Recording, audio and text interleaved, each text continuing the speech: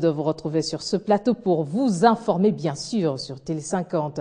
L'actualité a été marquée par le lancement ce mardi des activités du Conseil économique et social nouvellement créé en RDC à la Cité de l'Union africaine à l'occasion de la séance inaugurale convoquée par Joseph Kabila. Les membres de cet organe consultatif auprès du président de la République, du Parlement et du gouvernement investis depuis le 20 septembre dernier ont été appelés à œuvrer pour le bien-être des Congolais. Il est environ 11 h, heure de Kinshasa. Le président de la République, Joseph Kabila, arrive à la Cité de l'Union africaine pour l'installation du Conseil économique et social.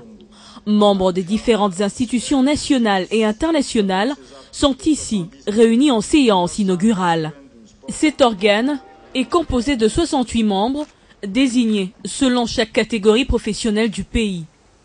Ils vont désormais proposer des avis consultatifs au président de la République, au Parlement et au gouvernement en matière économique et sociale. C'est le secrétaire général pris ce conseil qui a alors procédé au lancement officiel de leurs activités avec beaucoup de détermination. Nous prenons ici, devant les pionniers de cette nouvelle architecture institutionnelle, l'engagement de ne jamais trahir la confiance qui vient de nous témoigner et lui promettons de donner le meilleur de nous-mêmes. Le bureau provisoire conduit par le doyen de cette structure a présidé sa toute première séance de travail avec un seul dossier à l'ordre du jour. 1. L'élaboration et l'adoption du règlement d'ordre intérieur. 2. L'élection des membres du bureau. Peut-on adopter cet ordre du jour? Veuillez le manifester. L'existence de cette structure est instituée par les lois du pays, mais sa mise en place a été retardée compte tenu de la conjoncture économique, politique et bien d'autres urgences du pays. Et maintenant qu'elle est en place, Joseph Kabila y tient fermement pour une amélioration qualitative du vécu quotidien de la population. Sachez que les participants ont félicité le chef de l'État pour la mise en place du Conseil économique et social. Ils estiment que cet organe pourra mettre en place le plus tôt possible des stratégies et mécanismes pouvant permettre le développement de l'ensemble du territoire national. Et le président du bureau provisoire se dit déterminé à changer le vécu quotidien de la population. On les écoute au micro de Blaise Manzanza. Nous avons assisté aujourd'hui à la séance inaugurale du Conseil économique et social qui vient ainsi donc compléter toutes les institutions ainsi mises en place dans notre pays. C'est un conseil qui a plutôt un rôle consultatif. Il pourra absolument aider toutes les provinces, les 11 provinces et au-delà de tout ceci, les 26 provinces d'ici quelques années pour pouvoir faire développer et démarrer l'économie de notre pays. En ce qui concerne la vie sociale et la vie économique, nous croyons que nous allons améliorer ça. Parce que nous sommes déterminés, nous sommes une équipe bien équipée. Et puis l'adresse du président de la République sur l'état de la nation continue à susciter des réactions dans le chef des autorités. Le gouverneur du Bandundu, qui a participé à cette cérémonie annuelle, n'est pas resté hors de la liste. Il donne ici son point de vue dans cet élément que nous propose Marlon Ketchamou. Nous avons aussi, comme vous le savez, inauguré un parc agro-industriel pilote à Bukangalonzo dans la province du Bandundu. Expérience qui va être reproduite dans d'autres provinces à partir de l'année prochaine.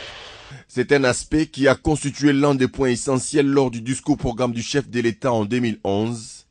Et aujourd'hui encore, Joseph Kabila Kabange en parle à l'occasion de son discours sur l'état de la nation. Avec l'érection dans la province du Bandundu du parc agro-industriel de Bukangalonzo, un véritable pilier de développement.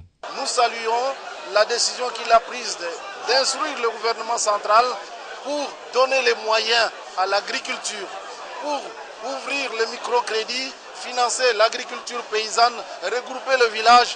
Nous nous retrouvons, je me suis retrouvé absolument à l'aise parce qu'on s'est retrouvé là dans un concept de village agricole, puisque s'il faut donner du métier, du travail aux paysans dans la province de Bandundu, c'est le métier d'agriculteur. Devant les sénateurs et députés réunis en congrès et devant plusieurs autorités politico-administratives de la République démocratique du Congo, le président de la République parle d'un pays debout, grâce surtout aux efforts de tout Congolais. L'essentiel pour moi, c'est que le chef de l'État est revenu sur la sécurité du pays et il a parlé de la décentralisation. Il a parlé également des élections. Elles auront bel et bien lieu. Et surtout, il est revenu sur le fait que notre pays est indépendant, c'est un pays souverain. Après avoir dressé l'état de la nation comme prévu par la Constitution, les débats s'ouvrent et chacun commente à sa manière, surtout sur les non-dits. Mais l'essentiel est déjà fait et dit. Parlons sécurité dans ce journal avec l'arrivée lundi d'une délégation de la CIRGL et de la SADC dans la ville de Béni au Nord Kivu. L'objectif de leur mission est d'évaluer la situation sécuritaire dans la zone. Cette mission a eu des entretiens notamment avec les autorités locales ainsi que la société civile et qui a profité de l'occasion pour dénoncer un mouvement des ex-rebelles du M23 réfugiés en Ouganda vers le territoire congolais. C'est lundi 15 décembre que cette délégation des représentants de la Conférence internationale pour la région des Grands Lacs et de la Communauté de développement de l'Afrique australe est arrivée dans la ville de Béni. Elle a pour mission d'évaluer la situation sécuritaire dans cette partie du pays. Après avoir rencontré à leur arrivée les autorités locales et les responsables militaires des FARDC et de la MONUSCO, cette mission s'est entretenue aussi avec les structures de la société civile. Cette dernière se dit exaspérée par les massacres des populations dans cette zone, tout en demandant la neutralisation des rebelles ougandais des ADF accusés des massacres des civils dans ce territoire, et surtout elle dénonce un mouvement des ex-rebelles du M23 réfugiés en Ouganda vers le territoire congolais. Il y a un mouvement de troupes et de bruit de bottes qui ne cesse de traverser la frontière entre les districts de Bundibugyo et la chefferie de Watalinga, mais aussi entre les districts de KCC et les secteurs de Rwenzori. On parlerait beaucoup plus des ex-M23. Ils voudraient faire un assaut sur la chefferie de Watalinga. Pour le secrétaire exécutif de la CIRGL, Alphonse Toumba-Luaba, un rapatriement des ex-M23 est en cours de préparation. On est déjà en train d'organiser le convoi pour leur retour. Ils ont déjà à renoncer à l'action armée et je peux dire que ce sont des cas résiduels et ils subiront l'essor des récalcitrants. Nous allons envoyer les mécanismes conjoints de vérification élargis pour procéder à la vérification. Le coordonnateur national de suivi de l'accord cadre d'Addis Abeba, François Mwamba, de son côté, avait annoncé le déplacement de 2 missions gouvernementales à Kampala et à Kigali afin de tirer au clair les retombées de la déclaration de Nairobi signée le 12 décembre 2013 au Kenya. Cette délégation débattra aussi du rapatriement des ex-rebelles du M23. Les nouvelles à la primature, le chef de l'exécutif national s'est entretenu avec la directrice générale de l'UNESCO ainsi qu'avec l'envoyé spécial des Nations Unies pour l'éducation mondiale en RDC. Irina Bokova et Gordon Brown étaient porteurs d'un seul message, l'éducation pour tous, et encouragé au même moment le gouvernement congolais et qui démontre une volonté politique faite en faveur de l'éducation. C'était en présence de plusieurs ministres. Tous ces acteurs sont directement concernés par la rencontre sur l'éducation.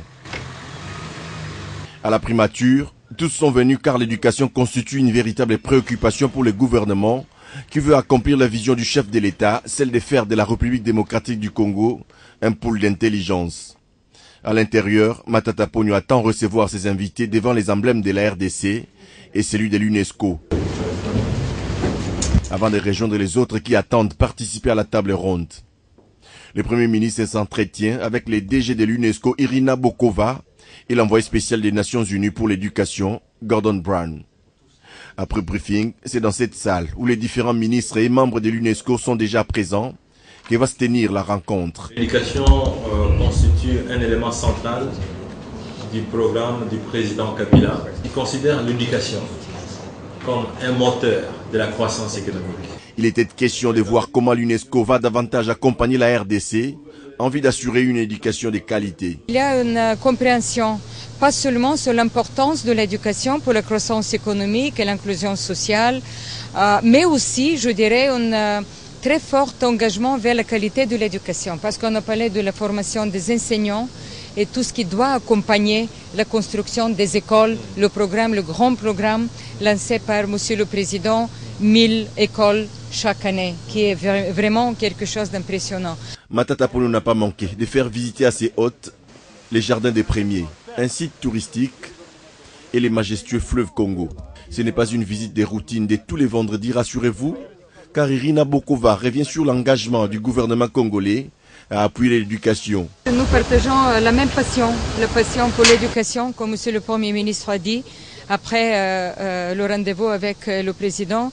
Nous sommes plus rassurés maintenant que l'objectif, la responsabilité du gouvernement, il y a une volonté politique forte en faveur de l'éducation. Les ressources sont là.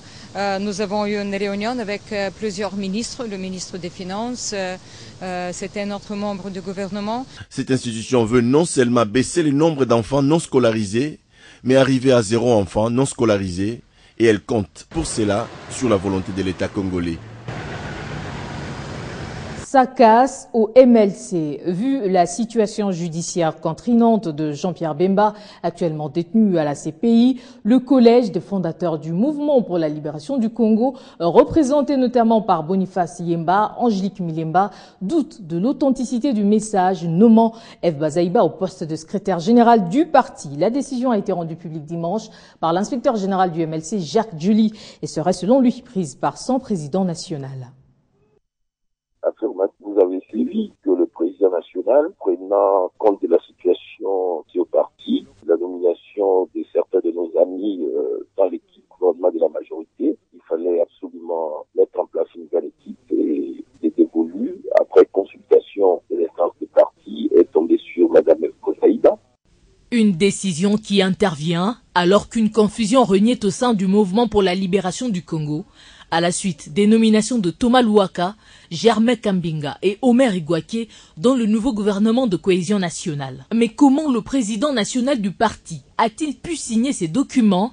D'après quelle procédure? Après analyse et débat portant sur le fond et la forme du message, le collège des fondateurs émet des doutes quant à l'authenticité des documents présentés. Compte tenu de la situation judiciaire contraignante du président national, le collège des fondateurs se réserve le droit d'approcher la CPI pour vérifier l'authenticité des documents.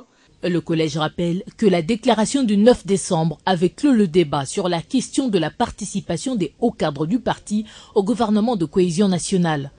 Le collège des fondateurs rappelle aussi que le secrétaire général, les secrétaires généraux adjoints sont nommés et, le cas échéant, relevés de leurs fonctions par le président national après avis du collège des fondateurs, et ce, conformément à l'article 39 de nos statuts. Ce qui n'est pas le cas dans la procédure du soi-disant message du président national. Donc, cette décision est nulle et de nul effet.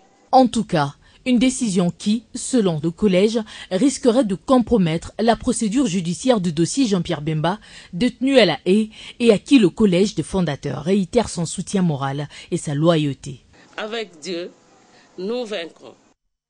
En se rendant cette fois au Soudan, où la Congolaise Francine Muyumba a officiellement pris ses fonctions de présidente de l'Union panafricaine de la jeunesse. Elle accède à ce poste avec son comité exécutif qui compte 12 membres, tous devenus diplomates de l'Union africaine. Les détails avec notre envoyé spécial sur place. Ça y est, c'est fait et c'est désormais officiel. La Congolaise Francine Muyumba a pris les commandes de l'Union panafricaine de la jeunesse. Elle et son comité ont été investis ce mardi dans la soirée au siège de l'organisation ici à Khartoum, au Soudan. C'est un comité qui compte 12 membres, une présidente et 5 vice-présidents représentant le nord, le sud, l'est, l'ouest et le centre du continent. De même pour le secrétaire général qui a derrière lui 5 vice, donc pour un total de 12 membres. Le document officiel d'investiture a été signé. Ainsi, Francine Muyumba devient la première femme à occuper ce poste et son pays, la République démocratique du Congo, Première Nation.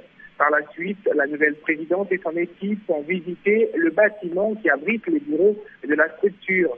C'est un bâtiment moderne à 2 étages, sécurisé par la police. Il compte entre autres